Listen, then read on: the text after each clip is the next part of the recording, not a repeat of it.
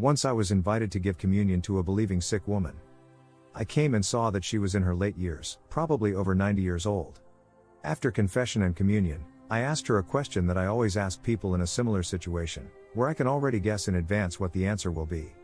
I asked this very old woman, "Tell me, what kind of relationship did you have with your parents? Did you agree with them?" And this woman's face shone even more, her eyes shone, and she said, "To this day, I love my dad and mom so much. And I miss them so much." And she cried out of happiness. This is exactly the secret of a long life. Only those people who respect their parents live long. The commandment, honor your father and your mother in order to prolong your days on earth. Exodus 20:12, is the only commandment with a covenant, that is, with a certain promise.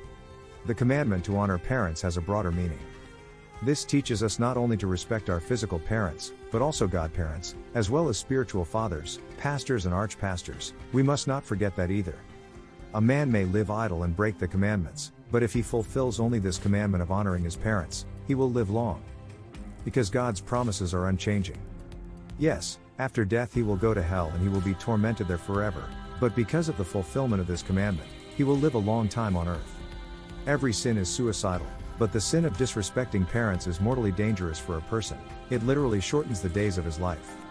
Here in the Caucasus, people live a long time, and there is a cult of parents, a cult of the elderly. The people there are mostly Muslims, but God's promise is true.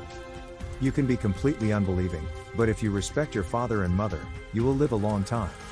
One of my acquaintances, a fan of the club Spartak, once went to watch a game against Terek in the city of Grozny. Relations were tense at the time, and in order to avoid conflicts, a section with a separate entrance was set aside for Russian fans at the stadium. Chechen fans entered the stands through other entrances. Suddenly, a small Chechen, a boy of 8 to 9 years old, entered the Russian sector from somewhere, with badges and scarves hanging on him. He jumped out from somewhere and sat on the bench. The Russian fans were amazed, they surrounded him and asked, "Aren't you afraid of us?" And this child said, "I am not afraid of anyone in this life except Allah and my father." And the Russians, Muscovites, were shaken. Respecting fathers, grandfathers and great-grandfathers is what should be taught to the youth. And in our country there is a cult of youth, everyone flies around them. Why should older people fly around them? Who are we cultivating? We are cultivating hedonists, stubborn scoundrels who will have big problems in their lives because of this wrong upbringing, because conflict with parents is conflict with God. Thanks for exploring the secrets to a long and vibrant life with me. Remember, it's about balance, joy, and meaningful connections. If you found these insights helpful, don't forget to like, subscribe, and hit the notification bell for more wisdom on healthy living. Share your own secrets in the comments below, and let's inspire each other to lead fulfilling lives.